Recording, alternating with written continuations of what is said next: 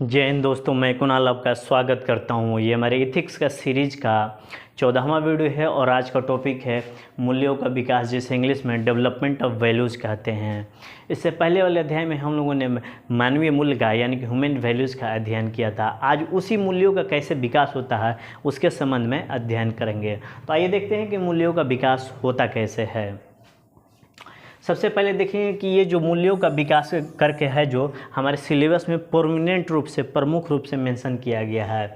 Syllabus में लिखा गया है कि role of family, society and educational institutions in inculcating values. इसका हिंदी में अर्थ हुआ कि मूल्यों को डालने या विकसित करने में परिवार, समाज और शैक्षणिक संस्थाओं की भूमिका क्या है, इसको हम लोग देखेंगे। ठीक है, बारी बारी से इन तीनों संस्थाओं के संबंध में समझेंगे कि ये मूल्यों के विकास में कैसे सहयोगी होते हैं। संक्षिप्त में मैंने इसको मूल्यों का विकास लिखकर टॉपिक की शुरुआत की है, यानी कि डेवलपमेंट ऑफ वैल्यूज़ को। इस सारे चीज़ों को मैंने समेटकर मूल्यों का विकास करके एक टॉपिक का निर्माण किया है। ठीक है, तो देखते हैं कि बच्चों में वैल्यूज़ का निर्माण कैसे होता है। तो जिस प्रकार बच्चों में इथिक्स, नैतिकता, एटीट्यूड, अगले अध्याय में पढ़ेंगे अभिवृत्ति क्या होती है। जिस प्रकार बच्चों में एथिक्स और एटीट्यूड का विकास होता है, उसी तरह वैल्यूज़ का भी विकास होता है। यानी कि एथिक्स और एटीट्यूड, इनके विकास में जिनका योगदान होता है, इन्हीं का योगदान मूल्यों के विकास में भी होता है। तो देखते हैं कौन कौन से संस्थाएँ होती है जो एथिक्स, एटीट्यूड और वैल्यूज़ का निर्माण करती है। यानी कि एथिक्स में भी वैल्यू होता है, एटीट्यूड में भी वैल्यूज होता है। तो एथिक्स, वैल्यू और एटीट्यूड, ये तीनों एक ही प्रजाति के शब्द हैं, लेकिन एकेडमिक रूप से इन तीनों में भिन्नता है। ठीक है ना, तो इन्हीं तीनों भिन्नताओं को अलग अलग हम लोग पढ़ के देखेंगे, नहीं तो एक साथ नहीं पढ़ लेते, इसलिए तीनों को अलग अलग करके देखेंगे। ठीक है ना, उसके बाद देखेंगे इन तीनों का जो डेवलपमेंट होता है, इनका विकास एक जैसा होगा। देखेंगे कैसे होता है इनका विकास एक जैसा।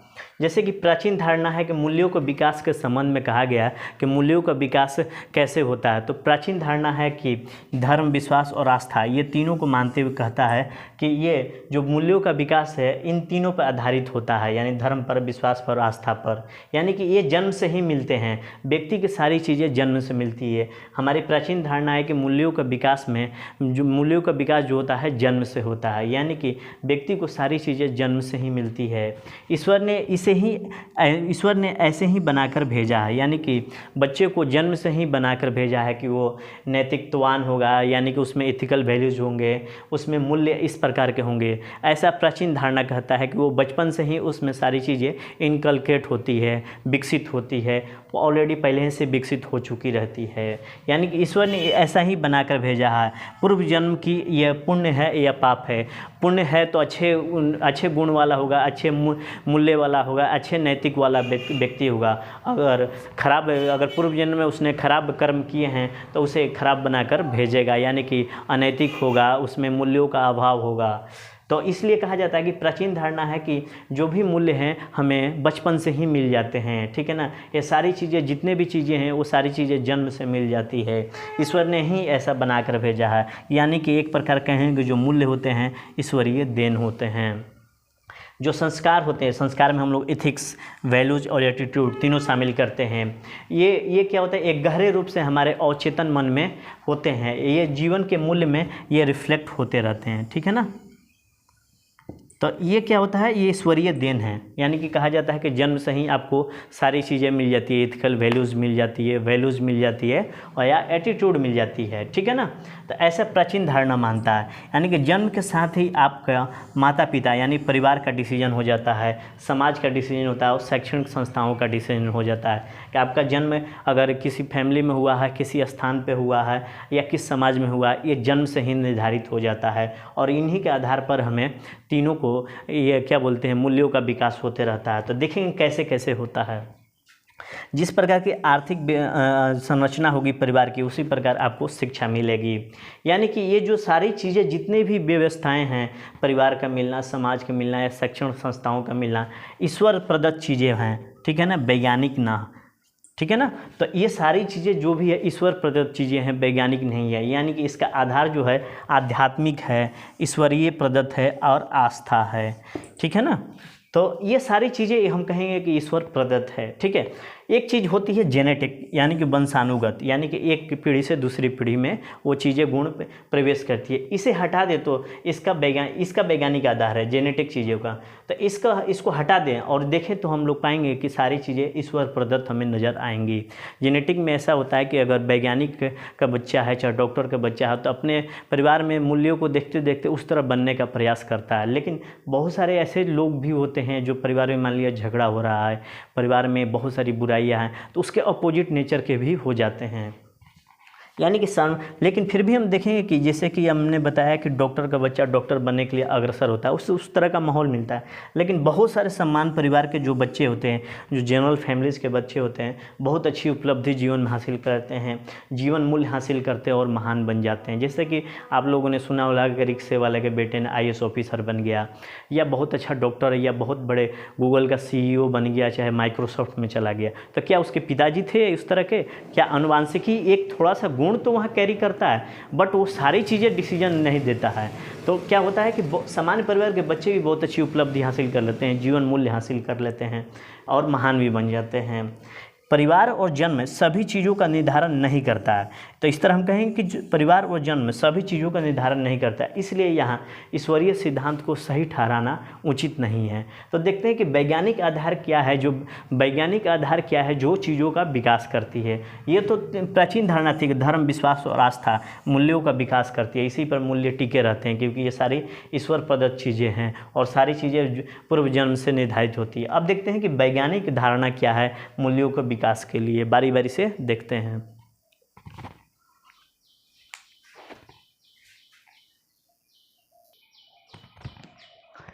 मूल्यों के विकास का अगर वैज्ञानिक आधार देखें तो इसकी 3 संस्थाएं जो होती है मूल्यों को विकास में प्रमुख योगदान देती हैं।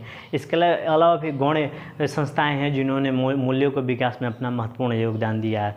लेकिन वैज्ञानिक ढंग से हम लोग देखें, वैज्ञानिक आधार देखें तो 3 संस्थाएं जिसके रूप में हमें परिवार, शिक्षण संस्थाएं या शैक्षणिक संस्थाएं या समाज प्रमुख रूप से आती है, जिनका मूल्यों के विकास में महत्वपूर्ण योगदान होता है।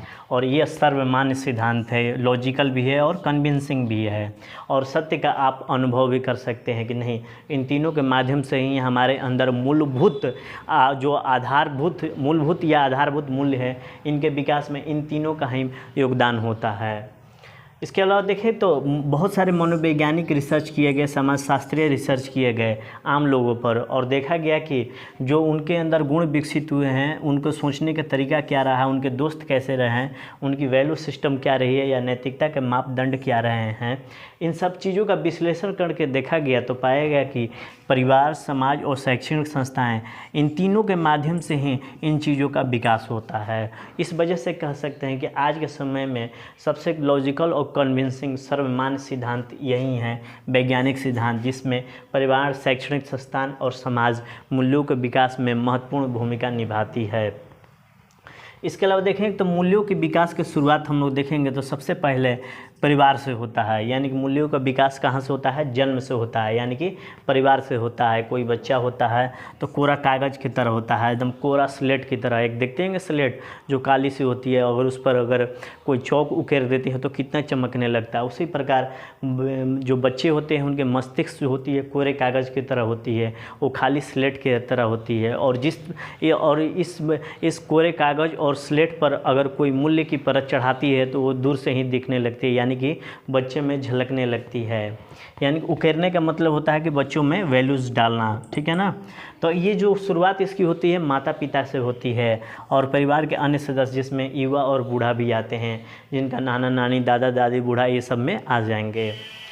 एक बहुत ही महत्वपूर्ण कथन है नेपोलियन बोनापार्ट का, if you give me 100 good mother's I will give a good nation. ऐसा नेपोलियन बोनापार्ट कहते हैं। माँ की महत्ता को बताते हैं कि माँ की महत्ता वैल्यू सिस्टम में कितना उपयोगी होता है, कितना ज़्यादा होता है, कि माँ जो होती है वैल्यूज़ यानी मूल्यों के निर्माण में कितना महत्वपूर्ण योगदान निभाती है।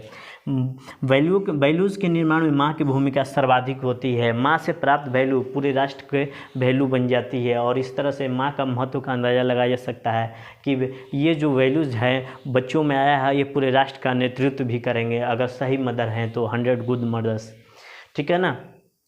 हम लोग देखते हैं कि माँ से माता, परिवार में सबसे प्रमुख होती है माँ से माता, जिसे हम लोग माँ भी कहते हैं। माँ से हमें प्रेम, ममता, पोषण, सुरक्षा की भावना मिलती है, माँ से हमें प्राप्त होती है और ये हमारी भावनाओं में दिखने लगता है। और पिता से ज्ञान, तर्क और सुरक्षा की भावना हमारी भावनाओं में परिलक्षित होने लगती है, दिखाई देने लगती है। इन सब चीज़ों के आधार पर, यानी कि माता पिता के माता पिता से प्राप्त इन दो भावनाओं को बच्चे अवलोकन करते हैं और अवलोकन करके इनका अनुसरण भी करते हैं। ठीक है, और भी देखते हैं।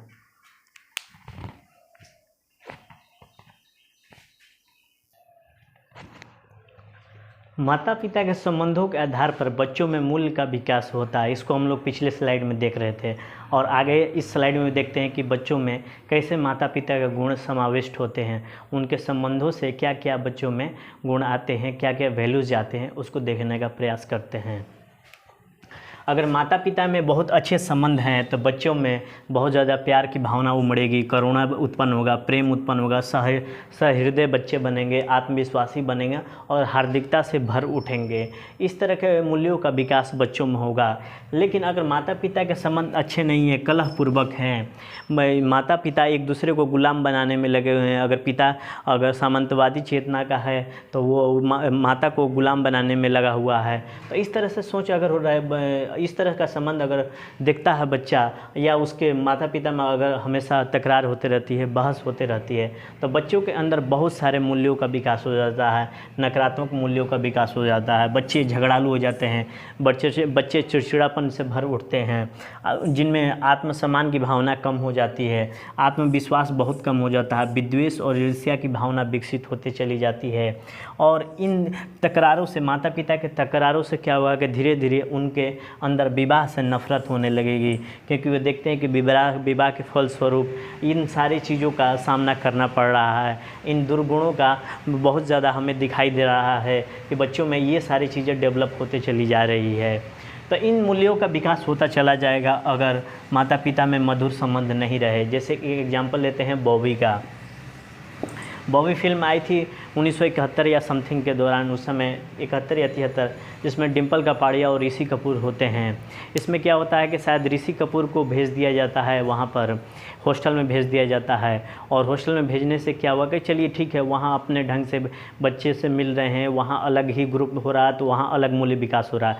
लेकिन पारिवारिक मूल्यों का विकास नहीं हो पा रहा है, क्योंकि जो माता पिता होते हैं दोनों वर्किंग होते हैं, दोनों वर्किंग होने के वजह से ये इनको हॉस्टल में डाल दिया जाता है।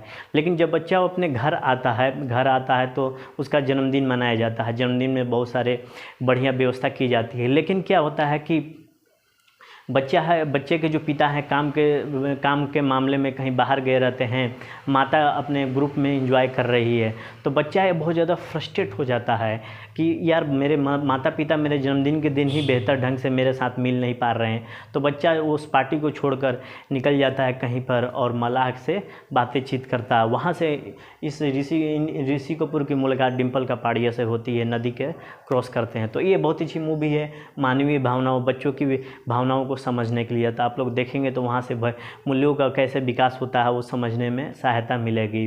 आजकल देखा जा रहा है कि माता पिता दोनों वर्किंग होते हैं, तो बहुत सारा क्या करते हैं कि बच्चों को देखभाल के लिए आया रख दी जाती है, या पुरुष को रखा जाता है या महिला को। तो बच्चों में माता पिता गुण ना होकर उन जो केयर टेकर है उनका गुण आने लगता है। तो ये मूल्यों का विकास होता है शुरुआती दौर में। तो देखिए कि बच्चों में मूल्यों का डेवलपमेंट कैसे कैसे होता है। यानी कि इस फिल्म के माध्यम से देखते हैं कि बच्चों को प्यार नहीं मिलता तो बच्चे फ्रस्ट्रेट होकर मलाह के साथ निकल जाता है कहीं पर। तो ये कहते हैं कि बच्चों को माता पिता का प्यार ना मिले तो बच्चों में फ्रस्ट्रेशन डेवलप होता है। ठीक है, तो ये सारी चीज़ें माता पिता के संबंधों के आधार पर बच्चों में ये मूल्यों का विकास होता है। इसके अलावा देखेंगे कि आज संयुक्त परिवार का अस्तित्व खत्म होते जा रहा है, जो न्यूक्लियर फैमिली है उसका अस्तित्व बढ़ते जा रहा है। संयुक्त परिवार का अस्तित्व खत्म होने से बहुत सारे स्तंभ हमारे समाज के ढह रहे हैं, जिसमें हम देखें कि जैसे हमारे दादा और दादी जो थे संयुक्त परिवार में मुखिया होते थे, आज न्यूक्लियर फैमिली हो गया तो माता पिता मुखिया हो जाते हैं। लेकिन अगर संयुक्त परिवार है तो दादा दादी मुखिया होते हैं। ऐसा कहा जाता है, मेरी दादी कहा करती थी कि मूल से ज़्यादा ब्याज प्यारा। जैसे कि मान लिया कि मेरी दादी ने किसी को 100 रुपये दिया 100 रुपये दिया, अगर 10 रुपये उसे हासिल हो गया तो ये 100 रुपये मूलधन हो गया, ये 10 रुपये ब्याज हो गया, ठीक है ना। तब माँ दादी हमारी तुलना कर देती, मूलधन मेरे पिता को बोलती थी, अब ब्याज मुझे बोलती थी, यानी कि पोते को बोलती थी। तो ये बोलती थी कि मूलधन से प्यारा ब्याज, यानी कि दादा दादी अपने नाती पोतों से ज़्यादा प्यार करती थी। तो ये इन बच्चों के साथ अगर दादा दादी रह रहे हैं तो इनका भी मानसिक संतुलन, बुढ़ापा बेहतर गुजरेगा, खुशी खुशी गुजरेगा, और बच्चों में बहुत सारे गुण भी विकसित होते चले जाएंगे। दादा दादी का, चाहे नाना नानी, चाहे बड़े सदस्यों का जीवन का बहुत सारा लंबा अनुभव होता है, बच्चे उनसे सीखते हैं। बच्चे सहनशीलता का गुण सीखते हैं। बच्चे जो क्या उटपटांग सवाल पूछते हैं और दादा दादी बिना घबराए हुए, बिना कुछ किए हुए, बिना चिड़चिड़ाए हुए सवालों का जवाब देती है। तो बच्चों में सहनशीलता के गुण विकसित होते चले जाते हैं। बच्चों के साथ वक्त गुजारने से बच्चों को बहुत सारा मूल्यों का ज्ञान होते चला जाता है। ये जो दादा दादी होते हैं पंचतंत्र की कहानियाँ सुनाते हैं, हितोपदेश की कहानियाँ सुनाते हैं, इससे क्या होता है कि बच्चों में नैतिकता के गुण विकसित होते चले जाते हैं। रामायण, महाभारत, नीतिपरक दोहे इन बुजुर्गों के माध्यम से हमें मिलती है, यानी कि संयुक्त परिवार से मिलती है। अगर यही संयुक्त परिवार टूटता चला जा रहा है तो ये मूल्यों के स्तंभ धीरे धीरे हमारे समाज से ढहते हुए जा रहे हैं और मूल्यों का विकास नहीं हो रहा। अगर संयुक्त परिवार है तो मूल्यों का विकास होता चला जाएगा। जैसे कि मेरी परवरिश संयुक्त परिवार में हुई तो कुछ ये मूल्य मेरे अंदर भी हैं, ठीक है ना। मैं वो नहीं दिखा रहा हूँ कि मेरे अंदर मूल्य है, बट ये चीज़ें प्रैक्टिकली रूप से मेरे सामने आया है तो इसलिए मैं बता रहा हूँ। और एक चीज़ और हम लोग देखते हैं कि माता पिता बच्चों पर बहुत ज़्यादा कमांड करने लगते हैं या बहुत ज़्यादा फ्री कर देते हैं। तो बहुत ज़्यादा कमांड भी नहीं करना है, बहुत ज़्यादा फ्री भी नहीं करना है। अगर माता पिता बहुत ज़्यादा बच्चों पर कमांड करते हैं तो बच्चों दब्बू किस्म के हो जाते हैं, दबे दबे से सहमे रहते हैं, समाज से इंटरेक्शन करने में वो घबराते हैं, उनमें आत्मविश्वास की कमी होती है, इसलिए कोई डिसीजन जल्दी ले नहीं पाते हैं। अगर वही बच्चे अगर फ्री छोड़ दिया जाए, पूरी तरह फ्री नहीं, कि ये नहीं कि गलत रास्ते पर चल जाए, अगर फ्री छोड़ते हैं तो बच्चों में गजब का आत्मविश्वास होता है, एक डैशिंग पर्सनालिटी विकसित होती है, इनके जो मूल्य होते हैं व्यापक हो जाते हैं और बहुत ज़्यादा लिबरल थॉट्स के हो जाते हैं। तो थोड़े बहुत फ्री छोड़ना ज़रूरी है, यानी कि पूरी तरह फ्री नहीं कि वो बिगड़ ही जाए, गलत रास्ते पर जाने से रोकना होगा।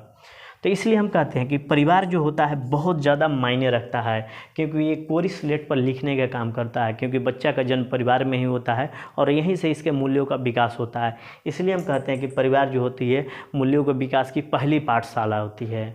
दूसरी पाठशाला की बात करें तो वो होता है समाज, उसको देखने का प्रयास करते हैं।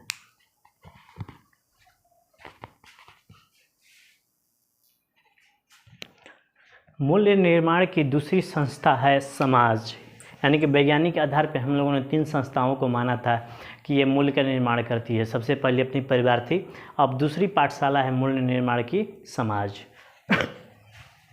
जिस तरह का समाज होगा उसी तरह का मूल्यों का विकास होगा, ठीक है ना। जिस तरह का समाज होगा उसी तरह का मूल्यों का विकास होगा।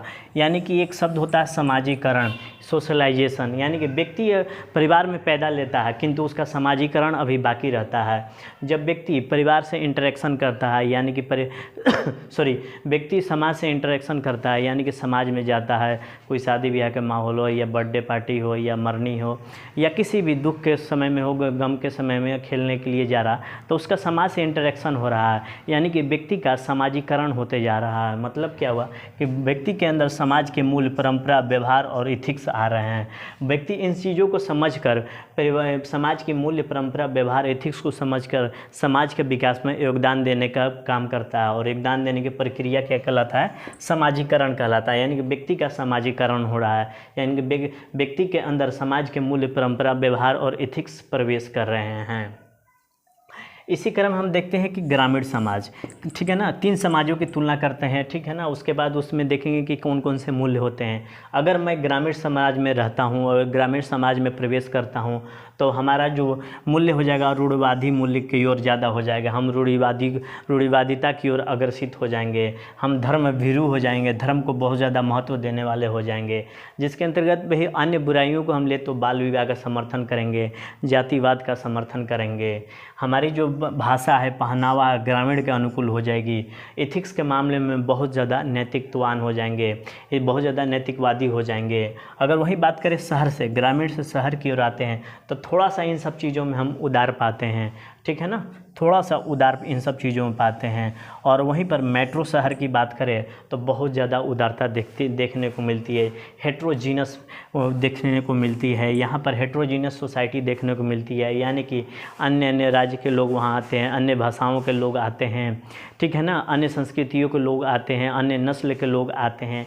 इससे उनसे हमारा इंटरेक्शन होता है, उनके गुण हमारे अंदर, उनके मूल्य हमारे अंदर आते हैं और मिक्स कल्चर का निर्माण होते चला जाता है। जहाँ पर हम देखें कि अलग भाषा अलग पहनावा होती है, यानी कि मिक्स भाषा मिक्स पहनावा हमें दिखाई देने लगता है।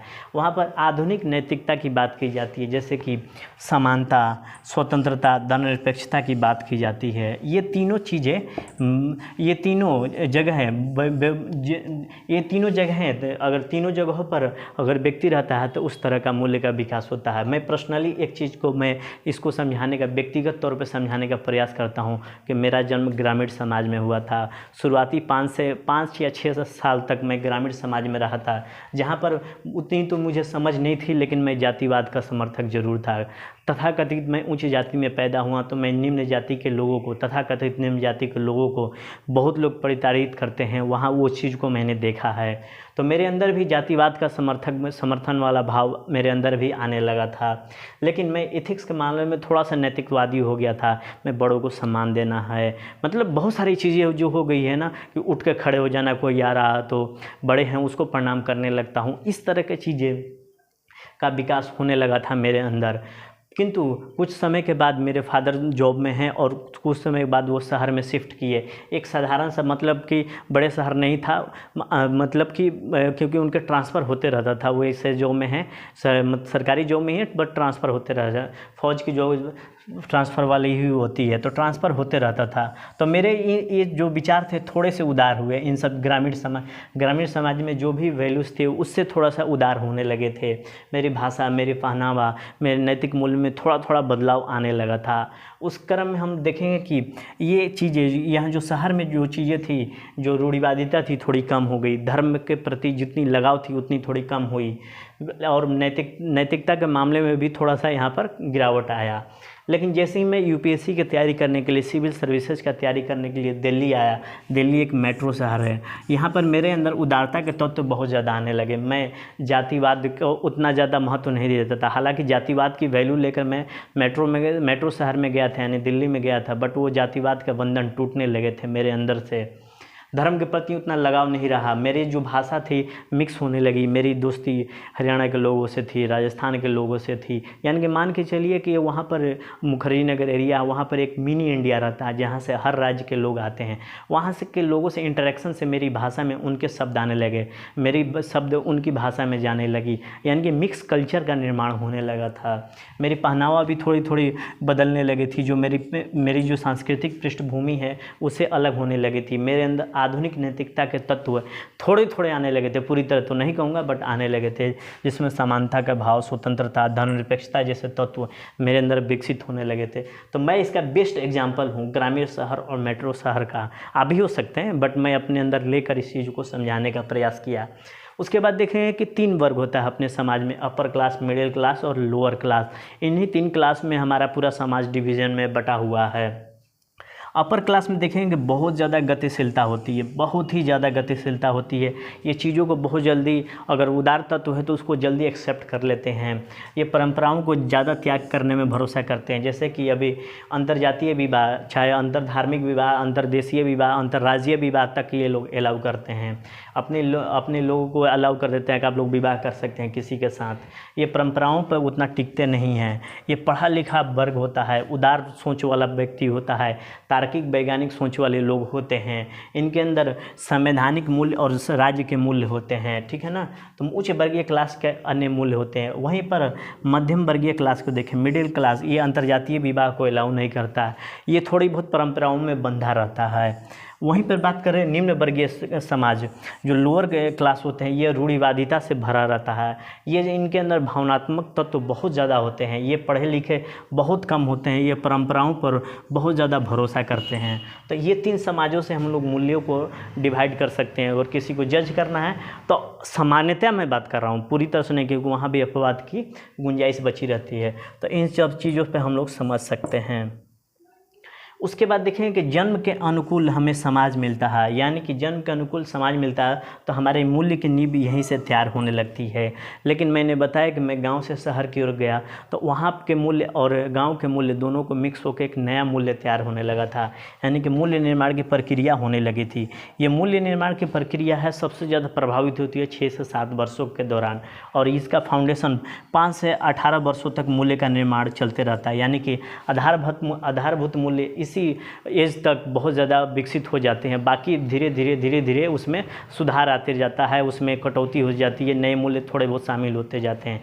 लेकिन इस एज तक आते आते फाउंडेशन मूल्यों का तैयार हो जाता है, और इसी आधारभूत मूल्यों पर ही अन्य मूल्य विकसित होते चले जाते हैं, थोड़े बहुत, ज़्यादा नहीं, लेकिन मुख्यतः इतना नींव तैयार हो चुका रहता है इस समय तक आते आते। जैसे कि एग्जांपल के तौर पे और लेते हैं कि अन्य समाजों से इंटरेक्शन से भी हमारा मूल्य निर्माण होता है। मैंने बताया गांव से शहर की ओर जाएंगे तो नए मूल्यों का विकास होगा। जैसे कि कुछ लोग भारत से यूएसए चले जाते हैं, वहाँ पर जाते हैं और देखते हैं कि उस समाज की ये मूल्य हैं और अच्छे मूल्य हैं तो उसे अपना लेते हैं, और इससे क्या अच्छे मूल्यों को ये दूसरे लोगों से व्याख्या भी करते हैं कि ये देखिए यूएसए में इतना बढ़िया है, तो वो मूल्य अपनाने लगते हैं। उनकी भाषा यूएसए जैसी होने लगती है, उनके पहनावा भी उसी देश जैसा होने लगता है। तो यानी कि मूल्य निर्माण की प्रक्रिया जीवन भर चलती है, बट इस एज तक फाउंडेशन तैयार हो जाता है। यानी कि एक चीज़ और ले लेंगे कि जो समाज ज़्यादा इंटरेक्शन करेगा उसके मूल्यों में ज़्यादा बदलाव होगा, यानी कि जो समाज ज़्यादा से ज़्यादा समाज के लोगों से इंटरेक्शन करेगा उसमें ज़्यादा से ज़्यादा बदलाव होगा। जैसे कि भारतीय संस्कृति रहा है, ये महान और सनातन रही है, इसकी पाचन शक्ति बहुत ज़्यादा मजबूत रही है, क्योंकि प्राचीन काल से ही बहुत सारे विदेशी भारत में प्रवेश करते आ रहे हैं। हम लोग एंशिएंट हिस्ट्री में पढ़ा है, अगर आपने एंशिएंट हिस्ट्री नहीं पढ़ा तो मेरे प्लेलिस्ट में जाकर पढ़ सकते हैं, वहाँ मैंने डिटेल से इन सब चीज़ों को बताया है। प्राचीन काल से दूसरे संस्कृति के, धर्म के, भाषा के और पर्यावरण के लोग, दूसरे नस्ल के लोग भारत में आते जा रहे हैं और यही का होकर रह जा रहे हैं। उनके जो मूल्य है भारतीय मूल्य से मिक्स होकर एक नए मूल्य तैयार कर रहे हैं, नई संस्कृति तैयार कर रहे हैं। तो देखिए कि भारतीय संस्कृति कितनी महान है, सनातन है, पाचन शक्ति इसकी कितनी मजबूत है। इन्हीं वजहों से ये है कि विदेशी आ रहे हैं और भारत को एडॉप्ट कर रहे हैं, भारतीय मूल्यों में ढल जा रहे हैं और उनके मूल्य हमारे अंदर भी विकसित होते चले जा रहे हैं और एक नई संस्कृति का निर्माण हो रहा है। इसलिए भारत विविधताओं से भरा हुआ देश है। इसलिए हम कह सकते हैं कि हमारा जो मूल्यों का विकास होता है उसमें समाज का बड़ा योगदान होता है। समाज का जबरदस्त प्रभाव हमारे मूल्यों पर पड़ता है, हमारे मूल्य निर्माण पर पड़ता है। तो ये मूल्य निर्माण की दूसरी संस्था अपनी समाज हुई। तीसरी संस्था शैक्षणिक संस्थान होते हैं, उसको देखते हैं क्या है।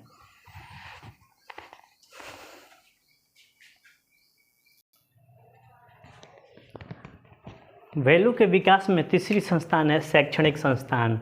जब हमारी जो शुरुआत होती है माता पिता से, शिक्षा की शुरुआत होती है, उसके बाद हम लोग समाज से इंटरेक्शन करते हैं, उसके बाद हम लोग देखेंगे कि हम लोग स्कूलों में प्रवेश कर जाते हैं। माता पिता से स्कूलों का सफ़र, ये क्या होता है कि हमें मूर्ति में ढालने का प्रयास किया जाता है कि हमें डॉक्टर बनना है, इंजीनियर बनना है या अच्छे नागरिक बनना है। यहाँ से माता पिता से स्कूलों तक का सफ़र ये हमें डिसाइड करता है, हमें मूर्ति के रूप में ढालता है। यहाँ पर केवल किताबों की ज्ञान नहीं दी जाती है, अन्य गतिविधियों का समुच्चय भी होता है शैक्षणिक संस्थान, जहाँ पर बच्चा माता पिता की बात ना सुनकर इसे हम देखेंगे कि इन शैक्षणिक संस्थानों का इतना ज़्यादा महत्वपूर्ण हो जाता है, शैक्षणिक संस्थान इतने महत्वपूर्ण हो जाते हैं बच्चों के जीवन में कि बच्चे माता पिता की बात ना सुनकर टीचर की बात सुनने लगते हैं, टीचर को फॉलो करने लगते हैं। अक्सर देखते हैं कि माता पिता के लाड की वजह से बच्चे क्या होते हैं कि माता पिता की बातों को उतना सुनना पसंद नहीं करते हैं, लेकिन वही माता पिता अगर धमकी दे कि चलो तुम्हारे टीचर से कहेंगे, तुम्हारे मैडम से कहेंगे, तो बच्चे तुरंत वो काम करना शुरू कर देते हैं। तो यानी कि टीचर का इतना बड़ा प्रभाव बच्चों पर होता है। तो ये बच्चे को अक्सर सुना होगा कि हमारे मैडम ने ऐसा कहा, हमारे टीचर ने ऐसा कहा, तो बच्चे क्या होते हैं टीचर की बात सुनते हैं, बच्चे टीचर को फॉलो करने लगते हैं। ये केवल डर की वजह से नहीं होता है, टीचर के प्रति प्रेम, सम्मान, इज्जत की भावना होती है। ये वैल्यू बच्चों के अंदर विकसित होती चली जाती है। इसलिए कहा जाता है आचार्य, टीचर को हम लोग आचार्य कहते हैं, जो अपने आचरण के द्वारा शिक्षा दे रहे हैं, यानी कि बच्चों को अपने आचरण के माध्यम से शिक्षा दे रहे हैं। अगर शैक्षणिक संस्थानों को बांटे तो हम दो भागों में बांट कर देखते हैं। पहले चरण में प्राथमिक और माध्यमिक शिक्षा और तीसरी होती है उच्च शिक्षा। तो सबसे पहले हम लोग प्राथमिक और मध्य शिक्षा की चर्चा करेंगे। यहाँ पर बहुत सारे पढ़ाई के अलावा यानी कि शिक्षा के पठन पाठन के अलावा सांस्कृतिक कार्यक्रम भी होते हैं, जिससे बच्चों में रचनात्मकता यानी क्रिएटिविटी विकसित होती है, जिसके लिए नाटक कराया जाता है, गीत की प्रतियोगिता होती है, ये सारी प्रतियोगिताएं होती है। इसके अलावा हम देखेंगे कि क्लास शुरू होने से पहले स्कूल में प्रार्थनाएं होती है, हमारे यहाँ तो होती है। इन प्रार्थनाओं में नैतिक तत्व शामिल होते हैं, सहनशीलता के तत्व, प्रेम और आचरण के तत्व शामिल होते हैं। तो देखिए, पढ़ाई के अलावा क्रिएटिविटी, नैतिकता की शिक्षा, प्रेम, सहनशीलता, ये सारी चीज़ें सिखाई जाती है। उसके अलावा खेल कूद के माध्यम से सहनशीलता विकसित करने का प्रयास किया जाता है, यानी कोई व्यक्ति हारना सीख लेता है और तुरंत उठकर फिर से खेलना शुरू कर देता है। तो इससे क्या होगा, व्यक्ति सहनशील होने लगता है। ऐसा थोड़ी है जिससे हार गया वो दुश्मन हो जाता, नहीं, फिर दोस्त हो जाते हैं। यहीं पर स्पोर्ट्समैन स्पिरिट जिंदा होती है, यानी कि व्यक्ति सहनशील होने लगता है, अपने हार को स्वीकार करने लगता है। उसके बाद देखते हैं वाद विवाद प्रतियोगिताएं होती है। इन प्रतियोगिताओं, इन कार्यक्रमों के माध्यम से अप्रत्यक्ष रूप से मूल्यों को पैदा किया जाता है, यानी कि पाठ्यक्रम को जानबूझकर सोच समझ के भी बनाया जाता है। इन गतिविधियों के माध्यम से बच्चों के अंदर मूल्य पैदा किए जा रहे हैं, सहनशीलता के, नैतिकता के, आचरण के, प्रेम के, रचनात्मकता के। इसके अलावा देखेंगे कि इनमें प्राथमिक और मध्य की जो भी पाठ्यक्रम होते हैं उसे सोच समझ कर तैयार किया जाता है, जिससे बच्चों के अंदर संवैधानिक मूल्य, महान पुरुषों की जीवनी को शामिल करके उनके नैतिक तत्वों को शामिल किया जाता है, आधुनिक मूल्य, समानता, स्वतंत्रता को शामिल किया जाता है। हालांकि कुछ शैक्षणिक संस्थानें राजनीतिक एजेंडे का भी शिकार हो जाती है। राजनीतिक जो भी पार्टियाँ होती है, दल होती है, अपने लाभ के लिए इतिहास के चीज़ों में बदलाव करना शुरू कर देती है। अगर बच्चों को शुरू से उस इतिहास की जानकारी मिलेगी तो बच्चों के अंदर भी वही गुण विकसित होता चलेगा, उसका नज़रिया विकसित होता चला जाएगा। ये राजनीतिक एजेंडा भी होता है, ठीक है ना। तो वही होता है कि पाठ्यक्रम को सोच समझ कर तैयार किया जाता है। तो इस स्तर पर यानी कि प्राथमिक और मध्य स्तर पर बच्चों के अंदर आधारभूत शिक्षा का ज्ञान दिया जाता है, भावनात्मक मूल्य दिए जाते हैं, जिसमें प्रेम, सहनशीलता, ये सारे तत्व आते हैं। आध्यात्मिक तत्व, नैतिक तत्व शामिल हो जाते हैं इनके अंदर, और बहुत सारे नैतिक मूल्यों का विकास होते चला जाता है प्राथमिक और मध्य स्तर की शिक्षा में। अब देखते हैं उच्च स्तर के शिक्षा में और उच्च स्तर के शैक्षणिक संस्थानों ने किस तरह से मूल्यों का विकास में योगदान दिया है।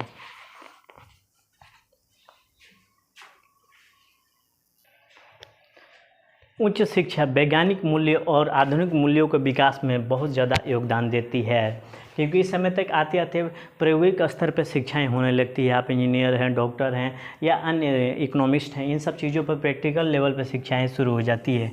आप नापते तौलते हैं, उसके बाद चीज़ों को स्वीकार करते हैं। इस वजह से देखेंगे आधुनिक में स्वतंत्रता, समानता, बंधुत्व जैसे गुण विकसित होते चले जाते हैं। यहाँ पर उच्च शिक्षण संस्थानों में व्यक्तित्व का विकास होता है, इसमें विकास और परिवर्तन दोनों आते हैं। मूल्य, इसका असर व्यक्तित्व का विकास मूल्यों पर भी होता है, क्योंकि यहाँ पर जो बड़े संस्थान होते हैं, जैसे आप कहेंगे DU से पढ़ा हूँ, कोई कहेगा नॉन यूनिवर्सिटी से पढ़ा हूँ, कोई चेन्नई से पढ़ा है, कोई मुंबई से पढ़ा है, कोई सेंट स्टीफन कॉलेज से पढ़ा है, ठीक है ना। तो इन जगहों पर अलग अलग राज्यों के अलग अलग संस्कृतियों और अलग अलग बैकग्राउंड के लोग आते हैं। इस वजह से क्या होता है कि अलग अलग संस्कृतियों, बैकग्राउंड, भाषा, नस्ल से मिलने से क्या होता है, विदेशी भी आते हैं पढ़ने। इनके मूल्यों का ट्रांसफ़र एक दूसरे से होते रहता है। इंटरेक्शन की वजह से नए नए मूल्य विकसित होते चले जाते हैं। ये जो उच्च शिक्षा का जो मंच होता है, बहुविध मंच होता है। इस वजह से क्या होता है कि बहुआयामी पर्सनालिटी डेवलप होते चली जाती है, यानी कि मल्टी डायमेंशनल व्यक्तित्व का निर्माण, मल्टी डायमेंशनल पर्सनालिटी का निर्माण होते चला जाता है। हमारी सोच दुरुस्त होते चली जाती है। इससे जीवन के मूल्य में ये सोच शामिल होते चले जाते हैं। यानी कि जो हमने वैज्ञानिक स्तर पर देखा था कि 3 संस्थाएं, जिसमें परिवार, समाज और शैक्षणिक संस्थान आधारभूत मूल्यों का निर्माण करती है। इसके अलावा भी कुछ अन्य संस्थाएं होती है जो मूल्यों को निर्माण करती है। इन 3 संस्थाओं में आधारभूत मूल्यों का निर्माण हो जाता है, लेकिन इन मूल्यों में भी बदलाव या परिवर्तन की थोड़ी बहुत गुंजाइश तो बची रहती है, जिसमें मीडिया का प्रभाव रहता है, मीडिया का टीवी सोशल मीडिया का प्रभाव रहता है, पॉजिटिव या नेगेटिव कैसे यूज करते हैं, इनके माध्यम से भी मूल्यों का विकास होता है। धार्मिक संस्थान आप किससे जुड़े हुए हैं उससे मूल्यों का विकास होता है। अर्थव्यवस्था से संबंधित संस्थानों के कारण भी मूल्यों का विकास होता है और राजनीतिक प्रणाली के कारण भी मूल्यों का निर्माण होता है। अब अगर आप सैन्य तंत्र में हैं तो आपके अंदर कट्टरता विकसित होती चली जाएगी, अगर वहीं पर लोकतंत्र में हैं तो उदारता जैसे तत्व विकसित होते चले जाएंगे। तो ये रहा अपना मूल्यों का विकास की प्रक्रिया, जिसमें 3 प्रमुख संस्था परिवार, समाज और शैक्षणिक संस्थान आते हैं। इसके अलावा थोड़े बहुत जो संस्थान होते हैं वे भी मूल्यों को परिवर्तन करने में अपनी हिस्सेदारी निभाते हैं। तो ये रहा मूल्यों से संबंधित लेक्चर। कल हम लोग एटीट्यूड यानी कि अभिवृत्ति का अध्ययन करेंगे, यानी कि एटीट्यूड का अध्ययन करेंगे। एक नया टॉपिक होगा, रोचक होगा, आपको मज़ा आएगा। ठीक है, तो आप इस दोनों को बहुत कायदे से पढ़ लीजिए, बहुत अच्छा रहेगा। ये इंपॉर्टेंट टॉपिक है। ठीक है, आज भर के लिए इतना ही। आपके सहयोग के लिए धन्यवाद। नमस्कार, जय हिंद।